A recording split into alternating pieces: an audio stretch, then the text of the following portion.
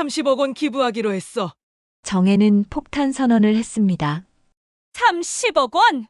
유미는 믿을 수 없다는 표정이었어요. 독거노인들을 위해서 말이야. 나처럼 자식들에게 버림받은 노인들을 위해서. 정혜의 말에 두 사람은 할 말을 잃었어요. 장모님, 그러시면 안 돼요. 민수가 급하게 말했어요. 저희가 잘못했어요. 다시 생각해 주세요. 늦었어. 오늘 오후에 계약서에 도장 찍기로 했거든. 정혜는 단호하게 말했어요. 유미는 무릎을 꿇고 정혜 앞에 앉았습니다. 엄마, 제발! 우리가 정말 잘못했어. 다시 기회를 줘. 기회? 정혜는 냉소적으로 웃었어요. 너희가 내 재산을 노리고 있다는 걸 알았는데 무슨 기회야? 사연 듣기 전에 잠깐 구독과 좋아요 버튼은 무료이니 꼭 눌러주세요. 그것만으로도 여러분에게 큰 복이 찾아올 거예요. 그럼 오늘의 사연 시작하겠습니다. 서울 외곽 낡은 골목 끝 오래된 간판이 바람에 삐걱거리는 작은 의류수선실입니다. 이른 아침부터 재봉틀 소리가 골목에 울려 퍼지죠. 65세 미망인 한정혜는 오늘도 해진 앞치마를 두르고 손님이 맡긴 옷을 정성스럽게 수선하고 있습니다. 정혜의 손길은 여전히 능숙했어요. 바늘땀 하나하나에 정성이 묻어나고 작은 단추 하나도 꼼꼼히 달아주는 모습에서 장인의 손길이 느껴집니다. 남편이 세상을 떠난 지 벌써 7년이 흘렸지만 정혜는 한 번도 손님을 실망시킨 적이 없어요. 새벽 5시에 일어나 밤 10시까지 일하는 것이 정혜의 일상이었습니다. 가게 한쪽 벽에는 오래된 달력이 걸려 있었고 그 옆에는 남편과 함께 찍은 사진이 작은 액자에 담겨 있었어요. 남편은 건설 현장에서 일하던 성실한 사람이었습니다. 둘이 함께 살던 시절 아침마다 도시락을 싸주며 조심히 다녀와요라고 인사하던 추억이 아직도 생생했죠. 아줌마, 이거 언제까지 될까요? 젊은 직장인이 양복 바지를 들고 들어왔습니다. 바지 길이를 줄여달라는 간단한 수선이었어요. 내일 오후에 오세요. 깔끔하게 해드릴게요. 정혜는 친근한 미소로 대답하며 바지를 꼼꼼히 살펴봤죠. 어느 부분을 얼마나 줄여야 할지 눈대중으로도 정확히 알 수 있었습니다. 40년 넘게 바느질을 해온 경험이었거든요. 손님이 나간 후 정혜는 다시 재봉틀 앞에 앉았습니다. 창밖으로 보이는 골목길에는 세월의 흔적이 고스란히 남아있어요. 예전엔 이 골목에 사람들이 북적였는데 지금은 정혜의 수선실과 구멍가게, 작은 식당 몇 곳만 남았습니다. 젊은 사람들은 모두 도시로 떠나고 나이 든 사람들만 이곳을 지키고 있었어요. 정혜는 낡은 라디오를 켜고 트로트를 들으며 일했습니다. 가끔 나오는 옛날 노래를 따라 부르기도 했죠. 남편과 함께 듣던 노래가 나오면 잠시 손을 멈추고 추억에 잠겼습니다. 라디오에서는 가끔 건강 프로그램도 나왔는데 정혜는 그런 것도 관심 있게 들었어요. 관절에 좋은 운동을 꾸준히 하세요. 라디오 진행자의 목소리가 들려왔습니다. 정혜는 어깨를 돌리며 스트레칭을 했어요. 하루 종일 구부정한 자세로 일하다 보니 몸 곳곳이 아팠거든요. 특히 목과 어깨가 많이 결렸습니다. 점심시간이 되자 정혜는 옆방에서 라면 하나를 끓여 먹었어요. 계란 하나 톡 깨뜨려 넣고 김치 몇 조각 올린 소박한 한 끼였습니다. 이것만으로도 충분해. 남편이랑 살 때도 이렇게 먹었는걸. 가끔 동네 아주머니들이 반찬을 갖다 주기도 했지만 정혜는 늘 미안해했어요. 간단한 식사를 마치고 정혜는 오후 일을 시작했습니다. 주말이라 그런지 손님들이 평소보다 많이 찾아왔어요. 동네 아주머니가 치마 기장을 줄여달라며 들어왔고 중학생이 교복 소매를 줄여달라고 왔습니다. 정혜는 모든 손님을 가족처럼 대했어요. 아들이 대학 들어가서 등록금이 만만치 않아요. 단골 아주머니가 한숨을 쉬었습니다. 그래도 자식이 공부 잘하니까 좋잖아요. 나중에 다 보상받을 거예요. 정혜는 위로의 말을 건넸죠. 하지만 정혜에게는 아무도 모르는 비밀이 있었습니다. 가게 구석진 곳에 있는 철제 서랍장, 그 안에는 상상도 못할 재산이 숨겨져 있었어요. 남편과 함께 평생 한 푼 두 푼 모아서 불린 돈이었습니다.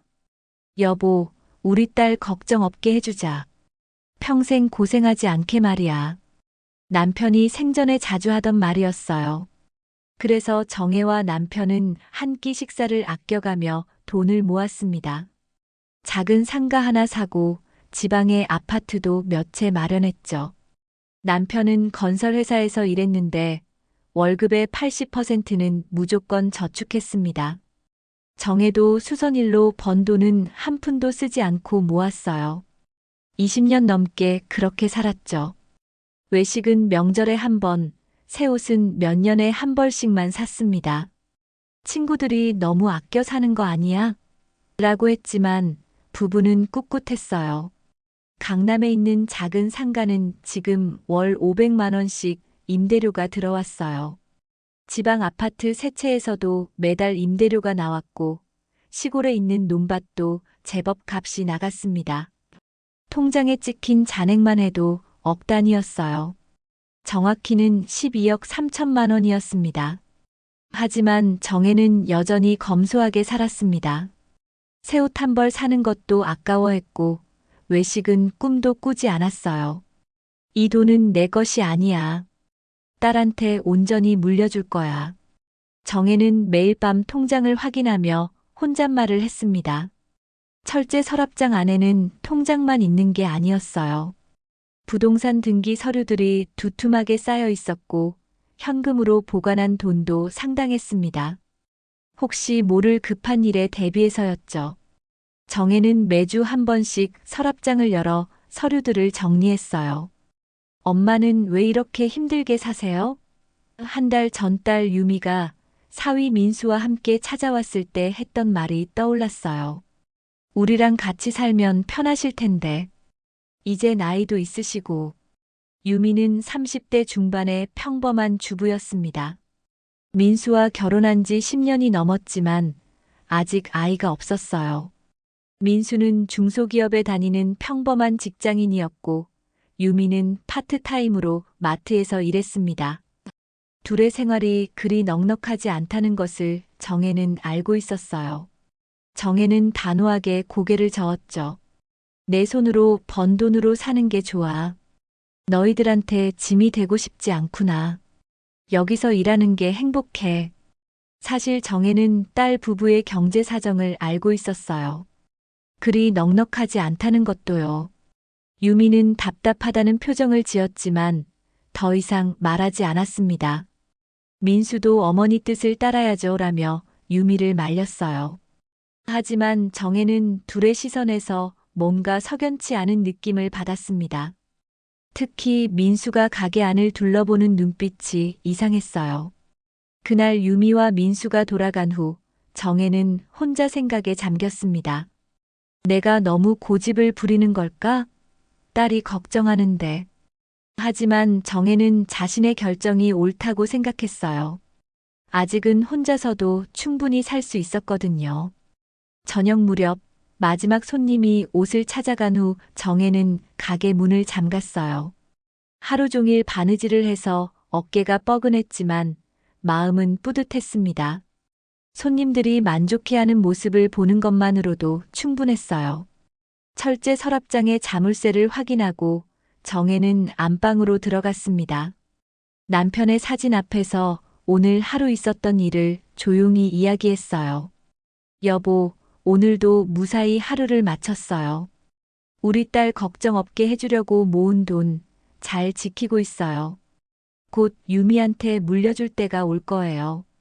그때까지 건강하게 지낼 수 있을 거예요. 주말 오후 따스한 햇살이 골목을 비추는 가운데 유미가 수선실 문을 열고 들어왔습니다. 엄마 안 계세요? 유미는 밖에서 목소리를 높여 불렀지만 대답이 없었어요. 정혜는 동네 슈퍼에 실을 사러 나간 참이었거든요. 잠깐만 기다려야겠네. 유미는 가게 안으로 들어와 의자에 앉았습니다. 오늘은 정혜가 부탁한 실을 가져다 주러 온 참이었어요. 며칠 전 정혜가 빨간 실이 떨어져 가는데 시간 날 때 하나 사다 줄래? 라고 부탁했거든요. 가게 안은 여전히 정돈되어 있었습니다. 재봉틀 옆에는 색색의 실이 가지런히 정리되어 있었고 벽에는 손님들이 맡긴 옷들이 깔끔하게 걸려 있었어요. 유미는 어릴 적 이 가게에서 뛰어놀던 기억을 떠올렸습니다. 방학이면 엄마 일터에 와서 실뜨기를 도와주기도 했었죠. 엄마는 정말 부지런하셔. 유미는 혼잣말을 중얼거리며 가게를 둘러봤어요. 재봉틀 위에는 오늘 아침에 작업하다 만 옷이 놓여 있었고 다림질판에는 다림질이 끝난 옷들이 가지런히 쌓여 있었습니다. 그때 창고 쪽에서 뭔가 찾아야 할 게 생각났습니다. 지난번에 정혜가 창고에 좋은 단추들이 있으니까 필요하면 가져가라고 했거든요. 유미는 며칠 전부터 코트 단추 하나가 떨어져서 새로 달아야 했어요. 유미는 창고로 향했습니다. 창고는 가게 뒤편에 있는 작은 공간이었어요. 오래된 원단들과 단추, 지퍼 같은 부자재들이 정리되어 있었죠. 먼지가 좀 쌓여 있었지만 그래도 나름 깔끔하게 정리되어 있었습니다. 어디 있지? 유미는 선반 위를 뒤지다가 실타래 상자를 옮겼어요. 그런데 상자 뒤편에 평소 보지 못했던 철제 서랍장이 하나 있었습니다. 낡은 회색 철제 서랍장이었는데 항상 자물쇠로 잠겨 있었어요. 어렸을 때부터 유미는 그 서랍장이 궁금했어요. 엄마, 저기 뭐가 들어있어요? 라고 물으면 정혜는 항상 중요한 서류들이야. 건드리지 말라고 답했거든요. 그런데 오늘은 달랐습니다. 자물쇠가 채워져 있긴 했지만 서랍이 완전히 닫히지 않고 살짝 열려 있었어요. 아마 정혜가 서둘러 나가면서 제대로 닫지 못한 것 같았습니다. 유미는 잠깐 망설였어요. 엄마의 사적인 물건을 들여다보는 게 맞나 싶었거든요. 하지만 호기심이 앞섰습니다. 뭐가 들어있을까? 유미는 조심스럽게 서랍을 조금 더 열어봤어요. 서랍 안에서 나온 건 유미의 예상을 완전히 벗어난 것들이었습니다.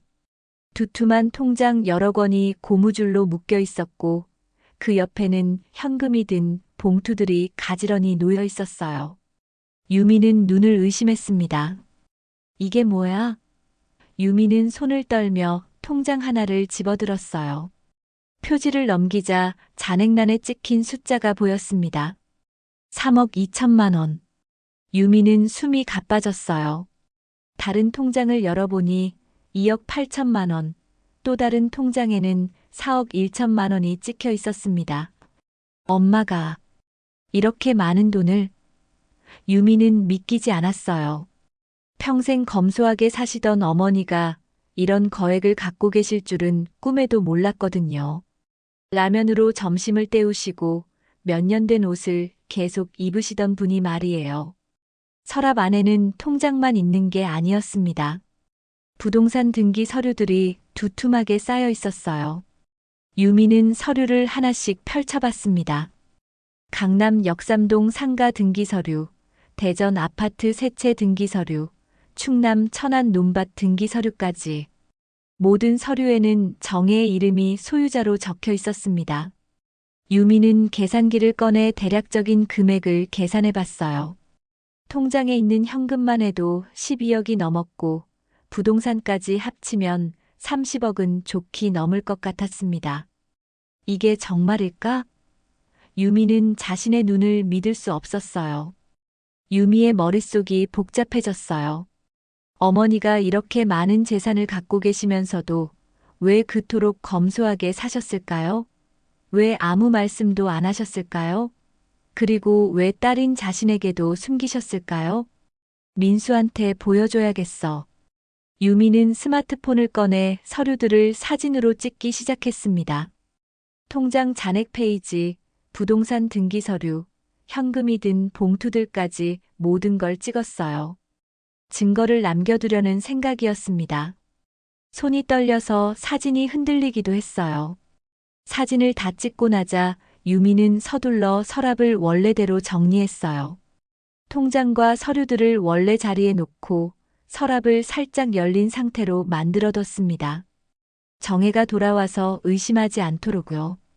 그때 밖에서 정혜의 목소리가 들려왔습니다. 유미야, 왔구나. 정혜가 실을 사고 돌아온 것 같았어요. 유미는 심장이 두근거렸어요. 네, 엄마. 유미는 최대한 자연스럽게 대답하며 창고에서 나왔습니다. 하지만 마음은 전혀 자연스럽지 않았어요. 방금 본 것들이 계속 머릿속을 맴돌았거든요. 정혜는 유미를 반갑게 맞았습니다. 평상시와 다름없는 모습이었어요. 엄마 어디 갔다 왔어? 유미는 애써 평상시처럼 말했지만 정혜를 바라보는 시선이 달라졌어요. 엄마가 이렇게 많은 돈을 갖고 계시면서도 왜 이렇게 사세요? 정혜는 유미가 가져온 실을 받아들며 고마워했습니다. 요즘 빨간 실이 많이 나가더라고. 빨간 옷 수선하는 사람들이 늘어서 그런가 봐. 엄마, 요즘 몸은 어떠세요? 너무 무리하지 마세요.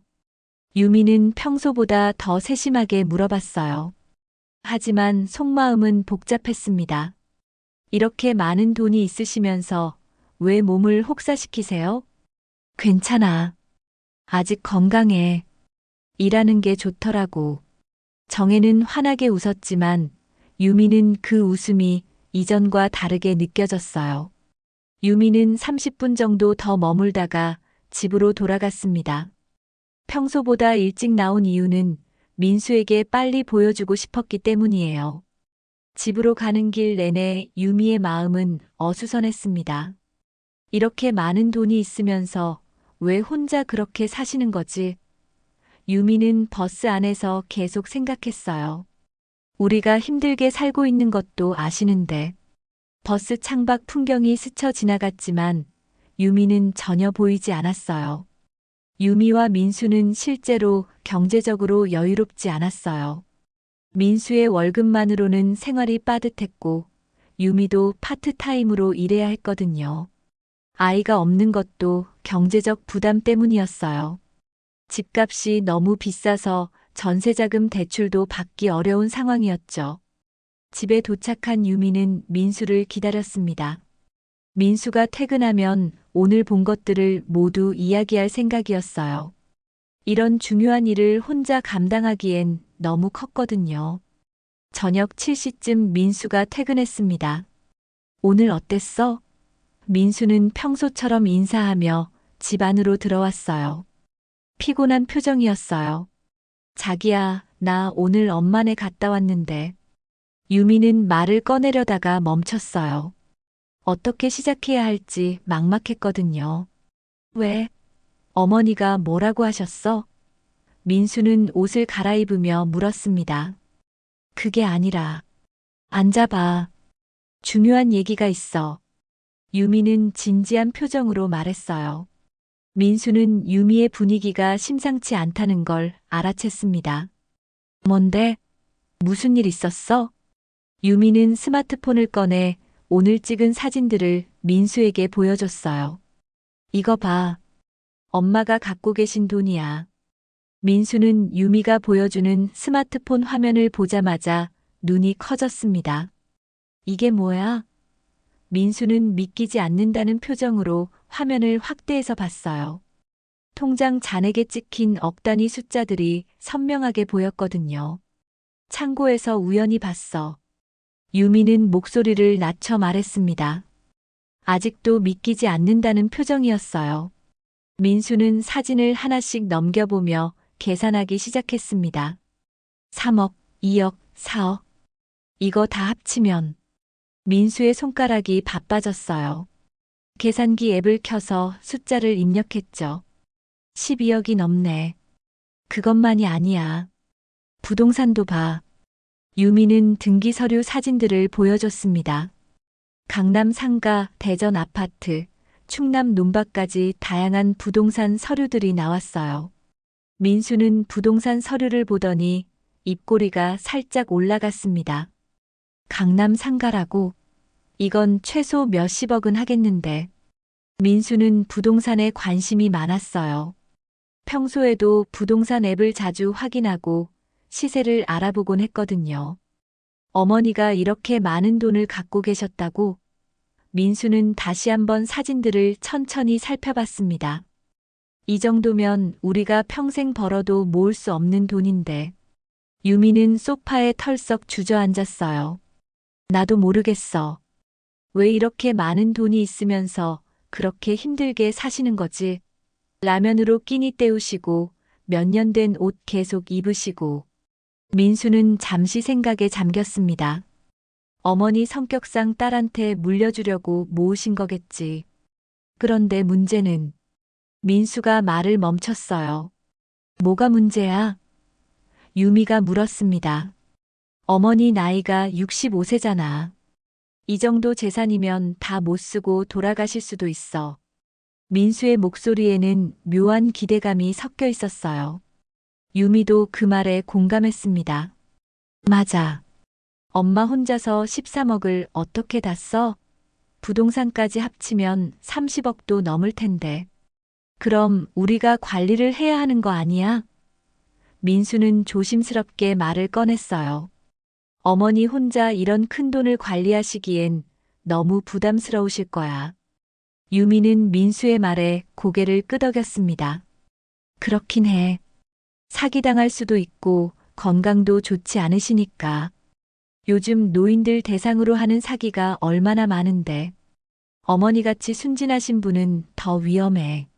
민수는 점점 확신에 찬 목소리로 말했어요. 두 사람은 서로를 바라보며 같은 생각을 하고 있었습니다. 정혜가 혼자 그 많은 재산을 관리하기엔 위험하다는 생각이었어요.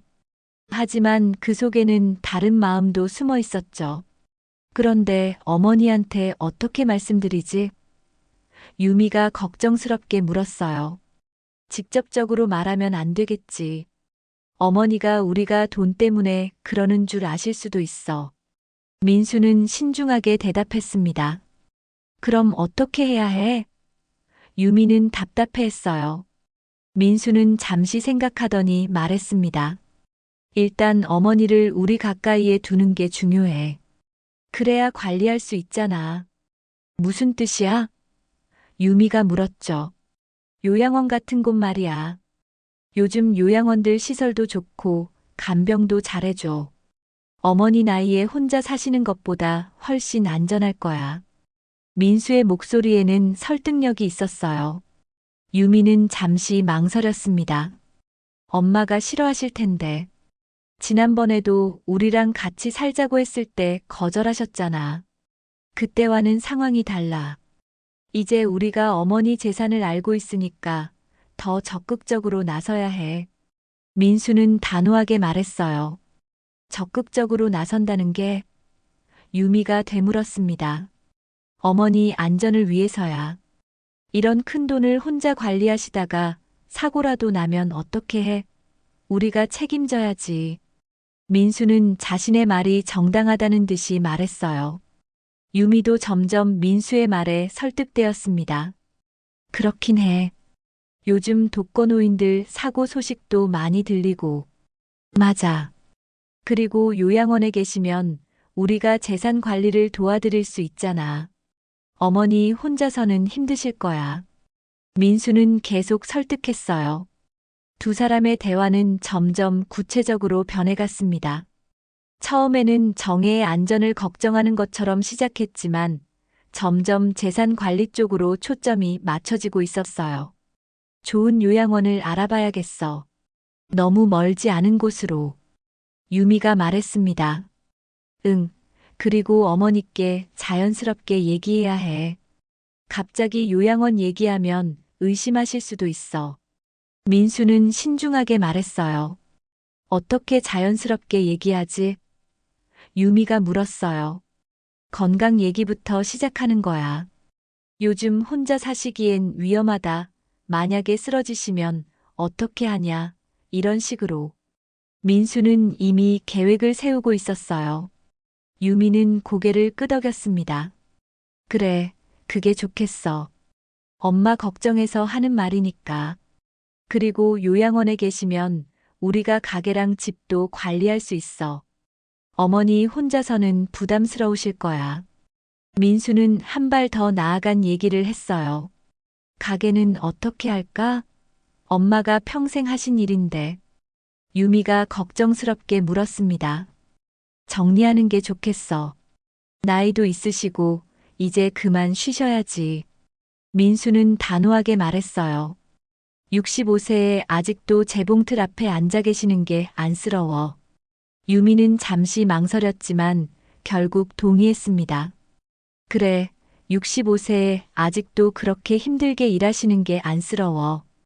두 사람은 이제 완전히 같은 편이 되었습니다. 정혜를 요양원에 보내고 재산을 관리하겠다는 계획에 합의한 거죠. 그런데 엄마가 반대하시면 어떻게 해? 유미가 마지막 걱정을 털어놨어요. 천천히 설득해야지. 어머니 위해서 하는 일이라고 계속 말씀드리는 거야. 민수는 자신만만하게 답했습니다. 그래도 혹시 모르니까 요양원 정보부터 알아보자. 시설 좋은 곳으로. 유미가 제안했어요. 좋아. 내일부터 알아볼게. 그리고 유미야, 이 얘기는 어머니께 말씀드리기 전까지는 우리끼리만 알고 있자. 민수는 신중하게 당부했어요. 당연하지. 괜히 엄마 마음만 상하게 할 필요 없어. 유미도 동의했습니다. 하지만 두 사람의 눈빛에는 이미 다른 마음이 자리 잡고 있었어요. 정혜의 안전을 걱정한다고 하지만 실제로는 그 거대한 재산에 대한 욕심이 생겨나고 있었거든요. 이 정도 돈이면 우리도 편하게 살 수 있을 텐데. 민수가 중얼거렸어요. 응, 아이도 가질 수 있고, 집도 살 수 있고. 유미도 꿈꾸듯 말했습니다. 강남 상가 임대료만 해도 월 500만 원은 넘을 거야. 우리 월급보다 많아. 민수는 계산하며 말했어요. 대전 아파트들도 전세 주면 목돈이 들어올 텐데. 유미도 덩달아 계산하기 시작했어요. 두 사람은 그날 밤 늦게까지 계획을 세웠습니다. 정혜를 설득하는 방법, 요양원 알아보기, 재산 관리 방법까지. 모든 게 정혜를 위한다는 명분으로 포장되었지만 실제로는 자신들의 이익을 위한 계획이었어요. 내일부터 행동에 옮기자. 시간이 지날수록 어머니 설득하기 어려워질 수도 있어. 민수가 마지막으로 말했습니다. 응, 빨리 진행하는 게 좋겠어. 유미도 동의했어요. 그들의 마음속에는 이미 탐욕의 씨앗이 뿌리를 내리고 있었습니다. 며칠이 지난 목요일 오후, 유미가 민수와 함께 수선실을 찾았습니다. 정혜는 재봉틀 앞에서 고객이 맡긴 치마 기장을 줄이는 작업을 하고 있었어요. 엄마, 우리 왔어. 유미는 평소보다 조심스러운 목소리로 인사했습니다. 어머니, 안녕하세요. 민수도 정중하게 인사했어요. 어서 와라. 둘이 같이 왔네. 정혜는 손을 멈추고 두 사람을 반갑게 맞았어요. 네, 오늘 일찍 끝나서 같이 왔어요. 유미는 가게 안을 둘러보며 말했어요. 며칠 전 발견한 비밀 때문에 어머니를 보는 시선이 완전히 달라져 있었거든요. 그래, 오늘 일이 일찍 끝났나 보네. 정혜는 다시 바느질을 시작하면서 말했어요. 유미는 잠시 망설이다가 조심스럽게 말을 꺼냈습니다. 엄마, 요즘 어떻게 지내? 혼자 있으니까 걱정돼. 괜찮아. 아직 건강하고 일도 재미있어. 정혜는 웃으며 대답했지만 유미는 어머니의 어깨가 전보다 더 구부정해진 것 같다고 생각했어요. 그래도 65세에 이렇게 힘든 일을 계속 하시는 게 맞나요?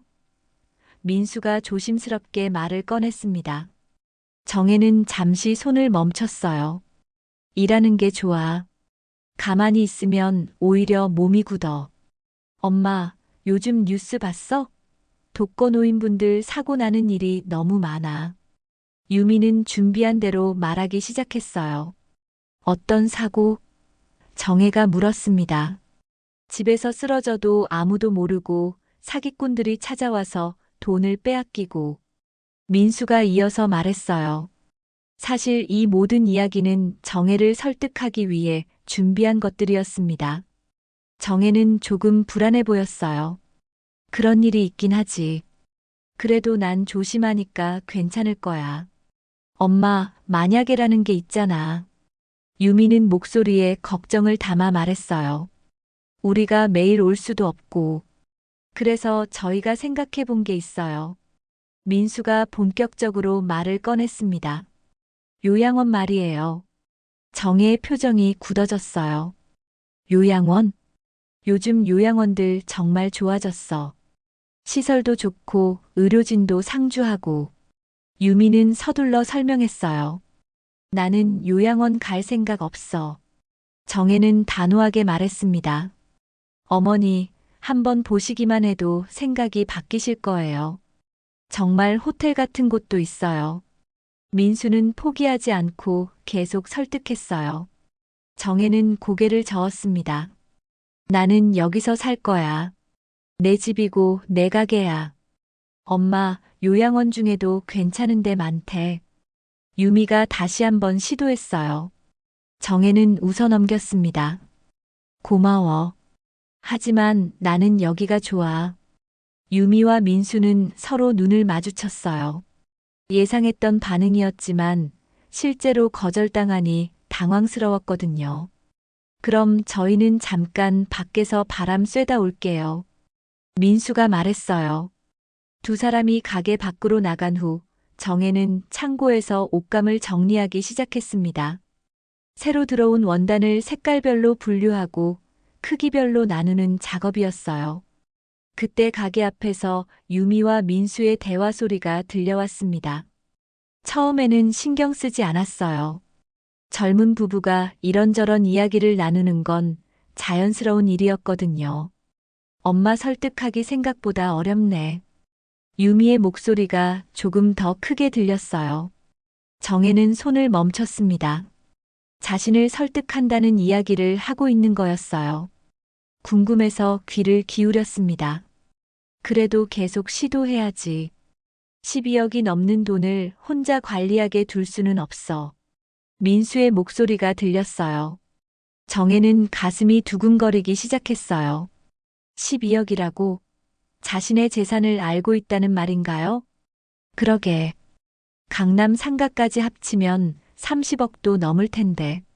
엄마 혼자서 어떻게 관리해? 유미가 말을 이어갔어요. 정혜는 숨을 죽이고 더 들어봤습니다. 둘이 자신의 재산에 대해 정확히 알고 있었던 거예요. 엄마 이제 나이도 많고. 유미의 목소리가 계속 들렸어요. 그냥 요양원 보내면 돼. 가게랑 땅은 우리가 처리할 거야. 민수의 말에 정혜는 바늘을 쥔 손이 덜컥 멈췄습니다. 정혜의 머릿속이 하얗게 변했어요. 이제 확실히 알겠다. 내가 돈 있는 걸 알고 늙은 애미를 요양원에 처박으려 하는구나. 어머니가 요양원에 계시면 우리가 모든 재산을 관리할 수 있어. 12억의 부동산까지. 유미의 목소리에는 이미 모든 걸 결정한 것 같은 확신이 들어 있었어요. 빨리 진행하는 게 좋겠어. 어머니가 눈치채기 전에. 민수가 말했어요. 맞아. 우리가 어려운데 어머니는 그 많은 돈을 혼자 갖고 계시잖아. 이제 우리가 관리해야 할 때야. 유미의 목소리에는 원망이 섞여 있었어요. 정혜는 충격을 받았습니다. 딸이 자신을 원망하고 있다는 사실을 알게 된 거였거든요. 어머니 재산이 이렇게 많은 걸 안 이상 가만히 있을 수 없지. 민수가 계속 말했어요. 그러게. 정작 우리가 힘들 때는 도와주지도 않으시고. 유미의 목소리에는 불만이 가득했어요. 요양원 가시면 우리가 모든 걸 처리할 수 있어. 강남 상가 임대료만 해도 월 500만 원은 넘을 거야. 민수가 계산하며 말했어요. 대전 아파트들도 전세 놓으면 목돈이 들어올 테고 우리 인생이 완전히 바뀔 거야. 유미도 기대에 찬 목소리로 말했어요. 정혜는 창고에서 나와 조용히 재봉틀 앞에 앉았습니다. 손이 떨려서 바늘에 실을 꿰기도 어려웠어요. 평생 딸을 위해 모은 돈인데 정작 딸은 자신을 요양원에 보내고 그 돈을 차지하려 하고 있었던 거예요. 잠시 후 유미와 민수가 가게 안으로 들어왔어요. 엄마, 저희 이제 갈게요. 그래, 조심히 가라. 정혜는 최대한 평상시처럼 대답하려 했지만 목소리가 떨렸어요. 어머니, 괜찮으세요? 얼굴이 안 좋아 보이는데. 민수가 걱정스럽게 물어봤어요. 응, 괜찮아. 좀 피곤해서 그래. 정혜는 애써 웃으며 대답했어요. 그럼 푹 쉬어. 요양원 일도 다시 한번 생각해봐. 유미가 말했지만 정혜에게는 그 말이 협박처럼 들렸어요. 생각해볼게. 정혜는 고개를 끄덕였지만 마음속으로는 다른 계획을 세우고 있었어요. 두 사람이 떠난 후 정혜는 혼자 앉아 생각에 잠겼습니다. 방금 들은 대화가 계속 머릿속을 맴돌았어요. 딸과 사위가 자신의 재산을 정확히 파악하고 있었고 자신을 요양원에 보내려 한다는 사실이 충격적이었거든요. 평생 딸을 위해 모은 돈인데 정혜는 쓸쓸하게 혼잣말을 중얼거렸어요. 이제 자신이 먼저 움직여야 할 때가 온 것 같았습니다. 그날 밤 정혜는 잠들지 못하고 침대에 누워 생각에 잠겼습니다. 유미와 민수가 돌아간 후에도 계속 마음이 무거웠어요. 정말 내 딸이 그런 생각을 하고 있는 걸까? 정혜는 천장을 바라보며 혼잣말을 중얼거렸습니다. 하지만 아무리 생각해도 분명했어요. 두 사람이 자신의 재산 규모를 정확히 알고 있었고 요양원에 보내려는 계획까지 세우고 있었거든요. 13억의 부동산까지. 유미의 목소리가 계속 귓가에 맴돌았어요. 새벽 5시 정혜는 평소처럼 일어나 가게 문을 열었습니다. 하지만 마음은 편하지 않았어요. 재봉틀 앞에 앉아서도 계속 어제 일이 생각났거든요. 평생 딸을 위해 모은 돈인데 딸이 나를 짐으로 생각하다니. 정혜는 바늘에 실을 꿰면서 씁쓸하게 생각했어요. 정혜는 문득 철제 서랍장이 생각났습니다. 유미가 어떻게 그 안을 봤을까요? 불안한 마음에 정혜는 창고로 향했습니다. 철제 서랍장을 자세히 살펴보니 미세한 흔적들이 보였어요. 서랍 위치가 평소와 조금 달랐고 통장을 묶은 고무줄의 위치도 미묘하게 바뀌어 있었습니다. 역시 유미가 봤구나. 정혜는 확신했어요. 평소 꼼꼼한 성격이라 사소한 변화도 놓치지 않았거든요. 정혜는 조심스럽게 서랍을 열어 안을 확인했어요. 통장들과 부동산 서류들이 모두 제자리에 있었지만 누군가 뒤진 흔적이 역력했습니다. 이제 어떻게 해야 하지? 정혜는 깊은 한숨을 쉬었어요. 딸에게 재산을 물려주려고 평생을 절약하며 살았는데 정작 딸은 자신을 요양원에 보내려 하고 있었거든요. 오전 10시쯤 단골 손님이 찾아왔습니다. 아줌마, 어제 맡긴 바지 됐어요? 네, 잠깐만요. 정혜는 정신을 차리고 일에 집중하려 했어요. 하지만 마음 한구석의 불안감은 계속 남아 있었습니다. 점심시간이 되자 정혜는 평소대로 라면을 끓여 먹었어요. 하지만 입맛이 없었습니다. 계속 어제 일이 생각났거든요. 내가 어떻게 해야 딸이 정신을 차릴까? 정혜는 숟가락을 내려놓고 생각에 잠겼어요. 오후 2시쯤 정혜는 중요한 결정을 내렸습니다. 부동산 중개업소 박만수에게 전화를 걸어야겠다고 생각한 거예요. 박만수는 정혜의 부동산을 관리해주는 믿을 만한 사람이었습니다. 남편이 살아있을 때부터 알고 지낸 사이였어요. 만수 씨, 나야. 정혜. 정혜는 휴대폰을 들고 전화를 걸었어요. 아, 정혜 씨. 오랜만이네요.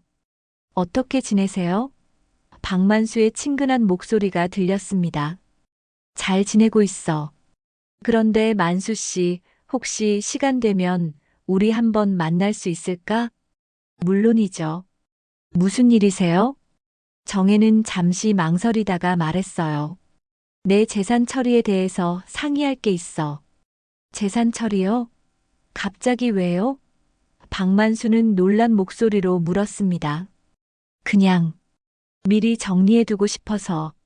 내일 시간 되면 사무실로 갈게. 네, 좋습니다. 내일 오후 3시는 어떠세요?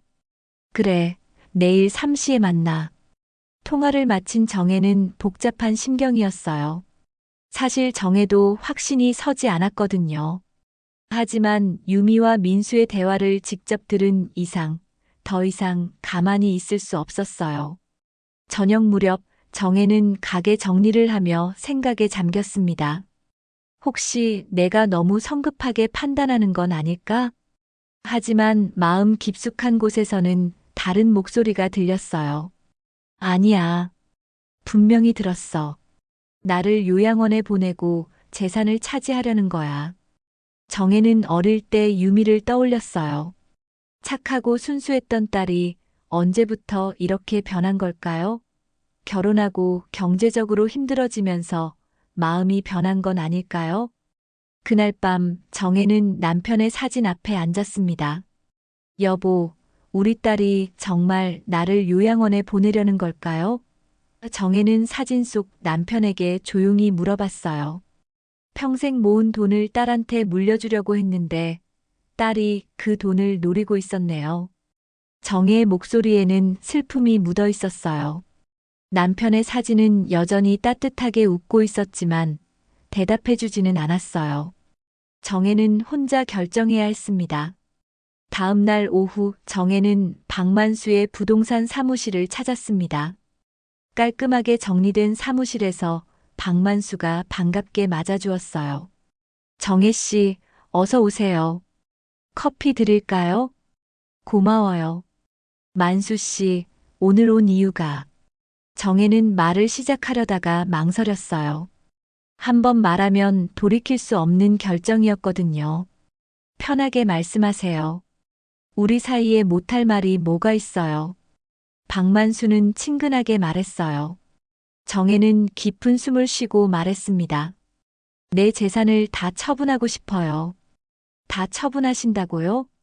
박만수는 깜짝 놀랐어요. 왜 갑자기요?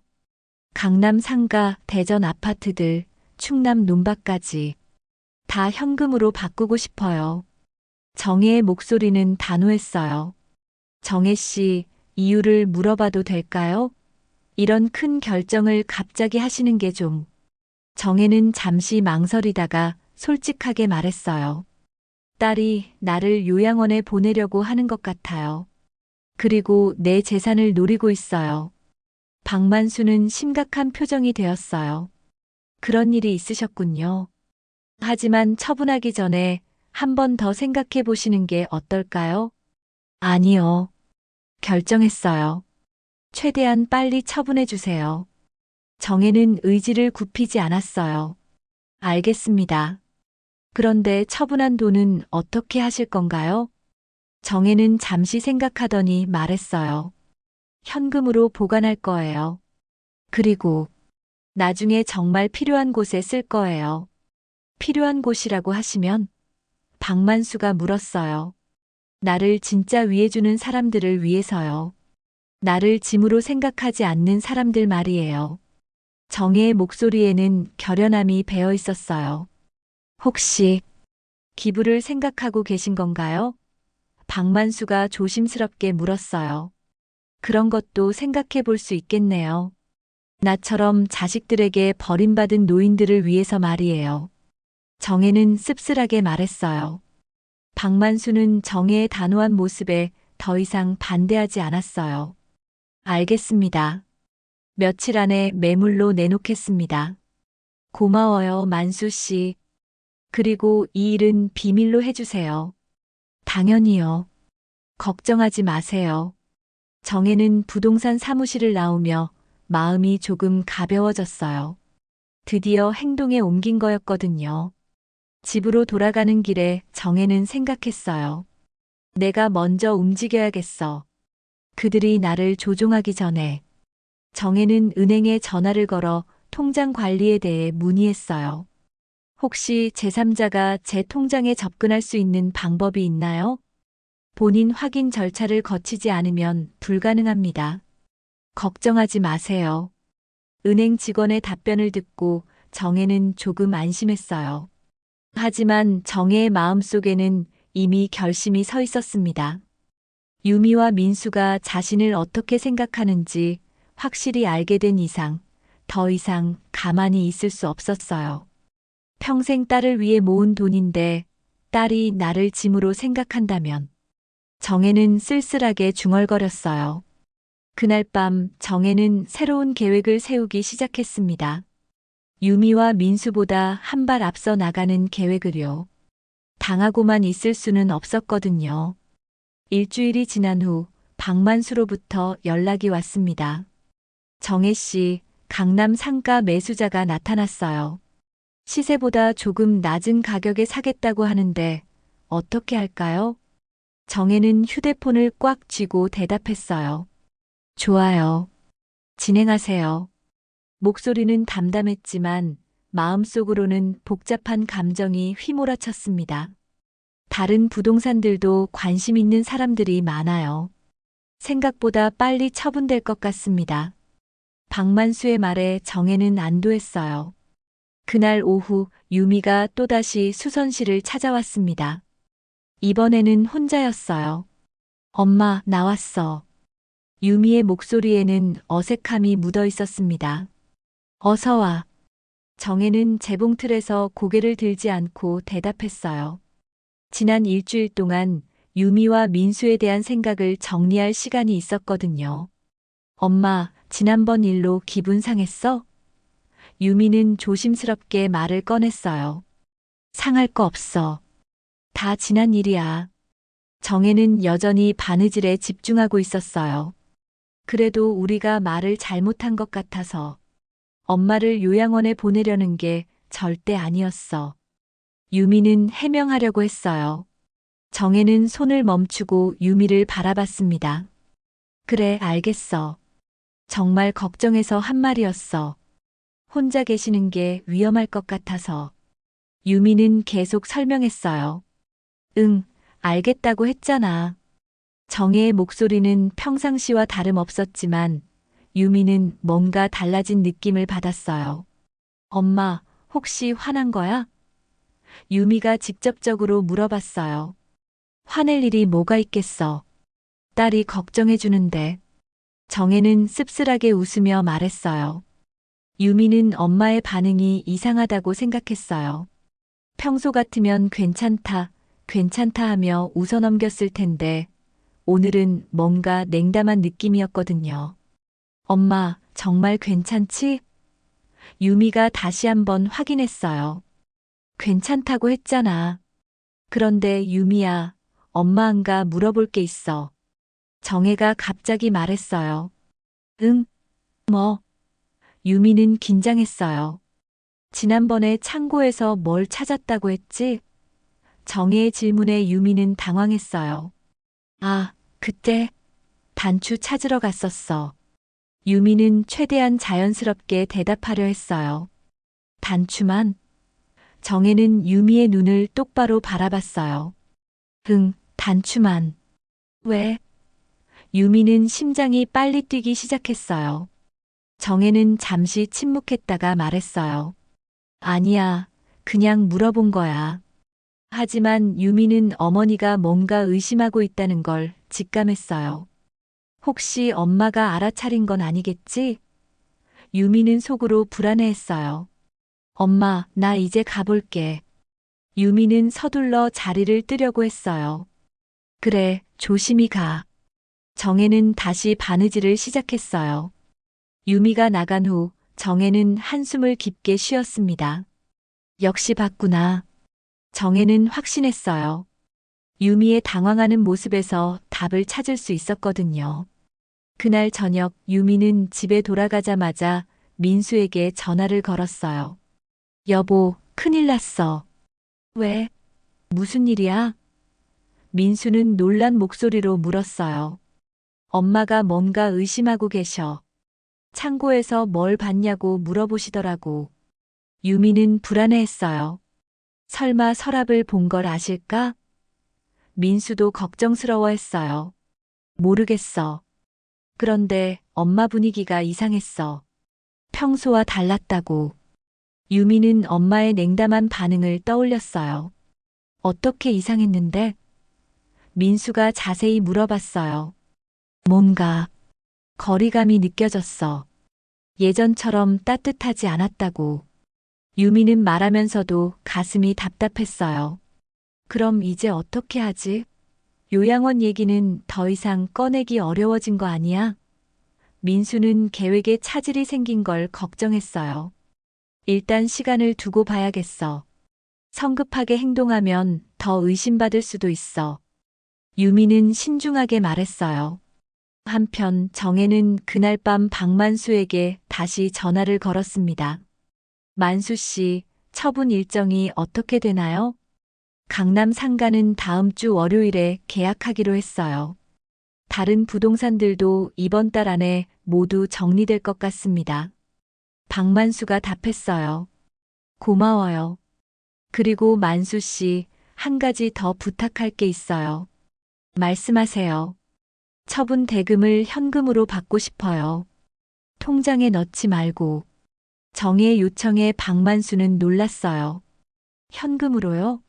금액이 큰데 안전상 문제가 있을 수 있어요. 괜찮아요. 제가 알아서 할게요. 정혜는 단호했어요. 알겠습니다. 그런데 정혜 씨, 정말 이렇게 하시는 게 맞나요? 한 번 더 생각해 보시는 게. 박만수는 걱정스러워했어요. 결정했어요. 더 이상 망설일 시간이 없어요. 정혜의 목소리에는 절박함이 묻어 있었어요.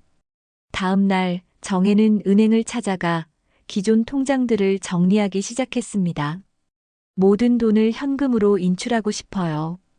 금액이 큰데 며칠에 나눠서 하는 게 어떨까요?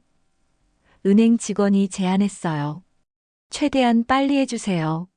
정혜는 서둘렀어요. 일주일 후 정혜의 모든 재산이 현금으로 바뀌었습니다. 총 32억 원이라는 거대한 금액이었어요. 정혜는 그 돈을 여러 곳에 나눠 보관했습니다. 그리고 마침내 정혜는 중요한 결정을 내렸어요. 사회복지단체에 전화를 걸어 기부 상담을 받기 시작한 거예요. 저희 단체에 기부하시겠다고요? 복지단체 직원은 놀라며 물었어요. 네, 독거노인들을 위해 쓰이면 좋겠어요. 나처럼 혼자 사는 어르신들 말이에요. 정혜는 진심으로 말했어요. 정말 감사합니다. 금액이 어느 정도인지 여쭤봐도 될까요? 30억 정도 생각하고 있어요. 정혜의 답에 직원은 할 말을 잃었어요. 그렇게 큰 금액을요? 가족분들과 상의는 해보셨나요? 가족들은 상의할 필요 없어요. 제 돈이니까요. 정혜는 씁쓸하게 말했어요. 그날부터 정혜는 기부 절차를 밟기 시작했습니다. 변호사와도 상담하고 필요한 서류들도 준비했어요. 모든 게 비밀리에 진행되었습니다. 유미와 민수는 정혜의 변화를 느끼고 있었지만 정확히 무엇이 달라졌는지 알 수 없었어요. 정혜는 평소와 똑같이 가게를 운영하고 똑같이 생활했거든요. 하지만 정혜의 마음속에는 이미 모든 준비가 끝나 있었습니다. 유미와 민수에게 마지막 기회를 주기 위한 준비 말이에요. 이제 마지막으로 확인해보자. 정말 나를 어떻게 생각하는지. 정혜는 혼잣말을 중얼거렸어요. 며칠 후 정혜는 기부 계약서 초안을 받았습니다. 변호사 사무실에서 만든 정식 서류였어요. 30억 원을 독거노인 지원 단체에 기부한다는 내용이었습니다. 이제 정말 마지막이야. 정혜는 계약서를 바라보며 생각했어요. 유미와 민수가 진심으로 뉘우친다면 그때 다시 생각해 볼 수도 있어. 하지만 정혜의 마음 한편으로는 이미 결정이 서 있었어요.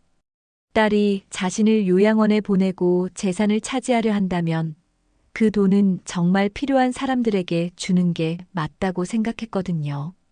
내가 죽으면 어차피 유미가 가져갈 돈이었지만 이제는 아니야. 정혜는 단호하게 중얼거렸어요. 기부계약서에 도장을 찍기로 한 날 아침, 정혜는 평소보다 일찍 일어났습니다. 오늘이 모든 것을 결정하는 날이었어요. 30억 원을 독거노인들을 위해 기부하는 계약을 체결하는 날이었거든요. 정혜는 가게 문을 열고 재봉틀 앞에 앉았지만 일에 집중할 수 없었어요. 계속 유미와 민수의 얼굴이 떠올랐습니다. 정말 이렇게 하는 게 맞을까? 정혜는 잠시 망설였어요. 그때 가게 문이 열리며 유미와 민수가 들어왔습니다. 두 사람의 표정이 심상치 않았어요. 평소와 달리 긴장한 기색이 역력했거든요. 엄마. 유미의 목소리는 떨리고 있었어요. 어머니, 안녕하세요. 민수도 평소보다 조심스럽게 인사했습니다. 정혜는 두 사람을 바라보며 직감했어요. 뭔가 알아챈 것 같다는 느낌이 들었거든요. 어서 와라. 무슨 일이야? 정혜는 담담하게 물어봤어요. 유미와 민수는 서로 눈을 마주치더니 민수가 먼저 말을 꺼냈습니다. 어머니, 저희가 들은 얘기가 있어서요. 무슨 얘기? 정혜는 재봉틀에서 손을 멈추고 두 사람을 바라봤어요. 엄마가 재산을 처분하고 있다는 얘기를 들었어. 유미가 떨리는 목소리로 말했어요. 정혜는 잠시 침묵했습니다.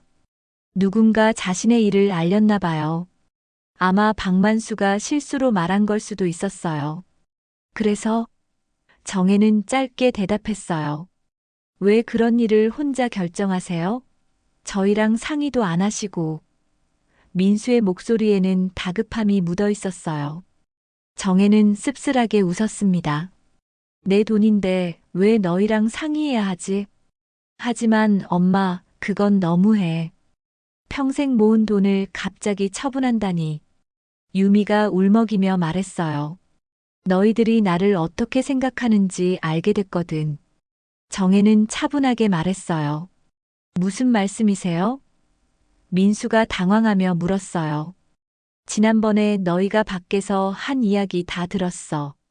정혜의 목소리는 담담했지만 그 속에는 깊은 상처가 묻어 있었어요. 유미와 민수는 얼굴이 하얗게 변했습니다. 무슨 말인지 정확히 알 수 있었거든요.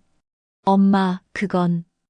유미가 변명하려 했지만 정혜가 말을 끊었어요.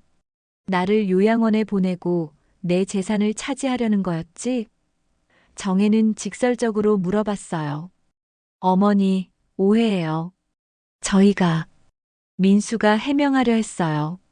30억 원 기부하기로 했어. 정혜는 폭탄 선언을 했습니다. 30억 원? 유미는 믿을 수 없다는 표정이었어요. 독거노인들을 위해서 말이야. 나처럼 자식들에게 버림받은 노인들을 위해서. 정혜의 말에 두 사람은 할 말을 잃었어요. 어머니, 그러시면 안 돼요. 민수가 급하게 말했어요. 저희가 잘못했어요. 다시 생각해 주세요. 늦었어. 오늘 오후에 계약서에 도장 찍기로 했거든. 정혜는 단호하게 말했어요. 유미는 무릎을 꿇고 정혜 앞에 앉았습니다. 엄마, 제발. 우리가 정말 잘못했어. 다시 기회를 줘. 기회? 정혜는 냉소적으로 웃었어요. 너희가 내 재산을 노리고 있다는 걸 알았는데 무슨 기회야? 저희가 욕심을 부린 건 맞아요. 하지만 정말 어머니를 사랑해요. 민수도 간절하게 말했어요. 사랑? 정혜는 실소를 터뜨렸어요. 나를 요양원에 보내려는 게 사랑이야? 그건 우리가 정말 잘못 생각했어. 엄마 안전을 걱정해서. 유미가 울면서 말했어요. 안전? 정혜는 분노를 참지 못했어요. 32억 원이나 되는 돈을 관리해 주겠다는 게 안전을 위해서였다고? 두 사람은 더 이상 변명할 말이 없었어요. 정혜가 모든 걸 알고 있었거든요. 엄마, 제발 다시 생각해줘. 우리가 바뀔게. 유미는 눈물을 흘리며 애원했어요. 바뀐다고? 정혜는 고개를 저었어요. 돈 앞에서 사람이 어떻게 바뀌는지 이미 봤어. 어머니, 정말 후회하실 거예요. 30억 원이나 되는 돈을. 민수가 말하다가 멈췄어요. 역시 돈이 아까워서 그러는 거네. 정혜는 실망스럽게 말했어요. 그게 아니라. 민수가 변명하려 했지만 이미 늦었어요. 정혜는 일어나서 서랍에서 기부 계약서를 꺼냈습니다. 이미 결정했어. 오늘 오후 3시에 사회복지단체 사무실에서 계약을 체결할 거야. 엄마. 유미가 소리쳤어요. 그러면 우리는 어떻게 살아? 너희 손으로 살면 되지. 나처럼. 정혜는 냉정하게 대답했어요. 하지만 저희가 어머니를 모셔야 하는데. 민수가 말했어요. 모신다고? 정혜는 비웃었어요. 요양원에 보내놓고 모신다고 하는 거야? 두 사람은 무릎을 꿇고 정혜를 붙잡으려 했어요. 어머니, 제발요. 저희가 정말 잘못했어요. 정혜는 단호하게 말했어요. 이미 결정한 일이야.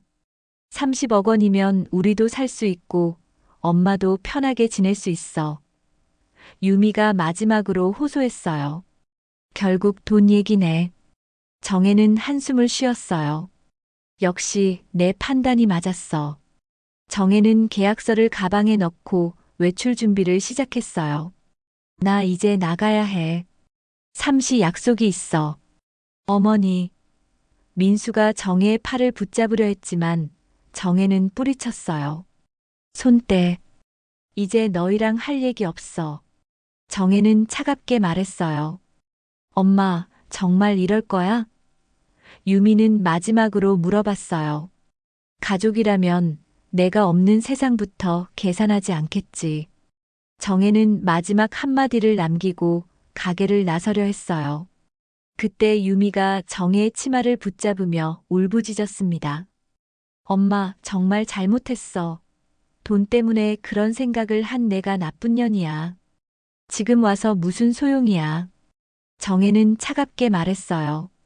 저희가 정말 어머니를 사랑하는 건 진짜예요. 돈 때문에 마음이 흔들린 건 맞지만 민수도 눈물을 흘리며 말했어요. 너희가 내 재산을 노린다는 걸 알았는데도 믿으라고. 정혜는 고개를 저었어요. 그럼 시험해봐. 유미가 갑자기 말했어요. 우리가 어떻게 하는지 보라고. 시험? 정혜는 의외라는 표정을 지었어요. 그래. 만약 우리가 정말 돈 때문에 엄마를 사랑한 거라면 돈이 없어지면 등을 돌릴 거야. 하지만 진짜 사랑한다면 유미가 간절하게 말했어요. 민수도 고개를 끄덕였습니다. 어머니, 저희에게 마지막 기회를 주세요. 정말 바뀔 수 있다는 걸 보여드릴게요. 정혜는 잠시 망설였어요. 하지만 이미 마음은 정해져 있었습니다. 내가 내 인생을 요양원으로 끝내려 한 순간 넌 이미 내 딸이 아니다. 이 돈은 이제 나를 위해 살지 않겠다고 한 사람에게는 한 푼도 안 간다.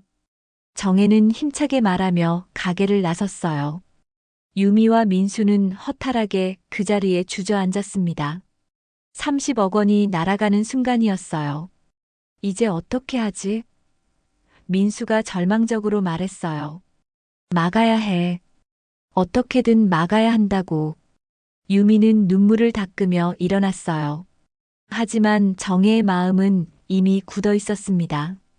오후 3시 사회복지단체 사무실로 향하는 정혜의 발걸음은 확고했어요. 드디어 자유를 향한 마지막 걸음을 내딛는 것이었습니다. 며칠 뒤 정혜는 작은 캐리어 하나를 끌고 강릉행 기차에 올랐습니다. 30억 원 기부 계약서에 도장을 찍은 후 정혜는 마음이 한결 가벼워졌어요. 이제 남은 2억 원으로 자신만의 새로운 삶을 시작하려고 했거든요. 기차가 출발하자 창밖 풍경이 스쳐 지나갔습니다. 서울의 빌딩들이 점점 멀어지고 푸른 들판과 산들이 눈앞에 펼쳐졌어요. 정혜는 처음으로 마음이 자유로웠습니다. 이제부터는 나를 위해 쓴다. 그리고 정말 필요한 사람을 위해. 정혜는 창밖을 바라보며 혼잣말을 중얼거렸어요. 강릉에 도착한 정혜는 바다가 보이는 작은 펜션을 예약했습니다. 평생 검소하게 살았던 정혜였지만 이제는 달랐어요. 바다 전망이 좋은 방을 선택했고 맛있는 음식도 주문했습니다. 펜션 테라스에 앉아 바다를 바라보는 정혜의 얼굴에는 평온함이 가득했어요. 파도 소리가 귓가에 울려 퍼지고 시원한 바닷바람이 뺨을 스쳐갔습니다. 여보, 우리 이제 자유예요. 정혜는 하늘을 바라보며 남편에게 말을 걸었어요. 딸을 위해 모은 돈이었지만 딸이 원하지 않으니까 더 필요한 곳에 썼어요. 그때 정혜의 휴대폰이 울렸습니다. 유미였어요. 정혜는 잠시 망설이다가 전화를 받았습니다. 엄마. 유미의 목소리는 눈물에 젖어 있었어요. 뭐야? 정혜는 담담하게 대답했어요. 엄마 어디야? 집에도 안 계시고 가게도 문 닫혀 있고. 유미는 걱정스럽게 물어봤어요. 강릉에 있어. 정혜는 솔직하게 대답했어요. 강릉에? 왜 갑자기? 유미가 놀라며 물었어요. 바다가 보고 싶어서. 정혜는 간단하게 말했어요. 전화 너머로 유미의 흐느끼는 소리가 들려왔습니다. 엄마, 정말 잘못했어. 다시 집에 와. 유미야, 이제 내 인생 내가 살아. 정혜는 차분하게 말했어요. 하지만 엄마는 우리가 모셔야 하는데. 유미가 울면서 말했어요. 모시고 싶으면 모시고 싫으면 말고. 나는 이제 자유롭게 살 거야. 정혜의 목소리에는 해방감이 묻어 있었어요. 엄마. 유미는 더 이상 말할 수 없었어요. 유미야, 엄마는 이제 행복해. 너도 행복하게 살아. 정혜는 전화를 끊었습니다. 며칠 후 정혜는 강릉에서 작은 바닷가 마을로 이사했습니다. 바다가 보이는 작은 집을 전세로 얻었어요. 2억 원이면 충분히 여유롭게 살 수 있는 금액이었습니다. 새 집에서 정혜는 새로운 일상을 시작했어요. 아침에는 바닷가를 산책하고 오후에는 동네 어르신들과 함께 시간을 보냈습니다. 저녁에는 바다를 바라보며 차를 마시는 여유로운 삶이었어요. 할머니, 서울에서 오셨다면서요? 동네 슈퍼 아주머니가 친근하게 물어봤어요. 네, 이제 여기서 살 거예요. 정혜는 환하게 웃으며 대답했어요. 가족들은 어떻게 하고 오셨어요? 아주머니가 궁금해했어요. 가족들은 서울에서 잘 살고 있어요. 저는 제 인생을 살려고요. 정혜는 태연하게 말했어요. 동네 사람들은 정혜를 따뜻하게 맞아주었습니다. 혼자 사는 노인이라고 해서 불쌍하게 보지도 않았고 오히려 당당하고 밝은 정혜의 모습을 좋아했어요. 한 달이 지나자 정혜에게는 새로운 친구들이 생겼습니다. 같은 나이대의 할머니들과 함께 요리도 하고 바닷가에서 산책도 했어요. 평생 딸만 생각하며 살았던 정혜였지만 이제는 자신을 위한 시간이 생긴 거였습니다. 정혜 씨, 오늘 얼굴이 더 밝아 보이네요. 이웃집 할머니가 말했어요. 그런가요? 요즘 정말 행복해요. 정혜는 진심으로 웃었어요. 어느 날 정혜는 동네 독거노인들을 위한 봉사활동에 참여하기 시작했습니다. 30억 원을 기부한 것도 의미 있었지만 직접 도움이 필요한 분들을 만나는 것도 보람이 있었어요. 할머니, 이거 제가 만든 반찬이에요. 정혜는 몸이 불편한 할아버지께 도시락을 드렸어요. 고마워요. 이런 정성스러운 음식을 언제 먹어봤나? 할아버지는 감동하며 말했어요. 정혜는 이런 일을 하면서 진짜 보람을 느꼈어요. 딸을 위해 돈을 모으는 것보다 훨씬 의미 있는 일이었거든요. 몇 개월이 지나자 유미에게서 가끔 연락이 왔습니다. 처음에는 돌아오라는 말을 했지만 시간이 지날수록 안부를 묻는 정도로 바뀌었어요. 엄마, 잘 지내? 유미의 목소리는 예전보다 성숙해져 있었어요. 잘 지내고 있어. 너희들은 어때? 정혜도 마음이 조금 누그러졌어요. 우리도 열심히 살고 있어. 엄마가 하신 말씀 생각하면서 유미는 조심스럽게 말했어요. 그래, 너희 인생 너희가 열심히 살아야지. 정혜는 따뜻하게 말했어요. 엄마, 언제 한번 뵐 수 있을까? 유미가 조심스럽게 물어봤어요. 나중에 기회되면. 정혜는 단정적으로 대답하지 않았어요. 시간이 더 지나자 정혜는 마을에서 없어서는 안 될 사람이 되었습니다. 바느질 솜씨로 동네 사람들의 옷을 수선해주기도 하고 요리를 잘해서 동네 행사 때마다 음식을 만들어주기도 했어요. 정혜 할머니 덕분에 우리 마을이 더 따뜻해졌어요. 마을 이장이 고마워했어요. 제가 더 고마워요. 이렇게 좋은 곳에서 살게 해주셔서. 정혜는 진심으로 감사했어요. 어느 저녁 정혜는 바닷가에 앉아 노을을 바라보고 있었습니다. 붉은 노을이 바다 위에 반짝이고 파도가 발끝을 간지럽혔어요. 여보, 우리 결정이 맞았죠? 정혜는 하늘을 바라보며 남편에게 말했어요. 딸한테 물려줄 돈이었지만 딸이 정말 원하는 건 돈이 아니라 진짜 사랑이었을 텐데. 파도 소리가 대답하는 것 같았어요. 정혜는 처음으로 진정한 자유를 만끽하고 있었습니다. 그날 밤 정혜는 일기를 썼어요. 오늘도 행복한 하루였다. 65년을 살면서 이렇게 자유로운 기분은 처음이다. 돈으로는 살 수 없는 진짜 행복을 찾았다.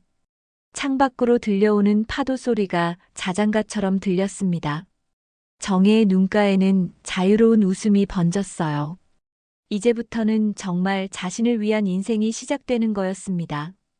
이야기를 끝까지 들어주셔서 감사합니다. 구독과 좋아요는 여러분께 행운을 가져다 주고 저에게는 영상 제작에 큰 힘을 줍니다. 다음 이야기에서 또 만나요.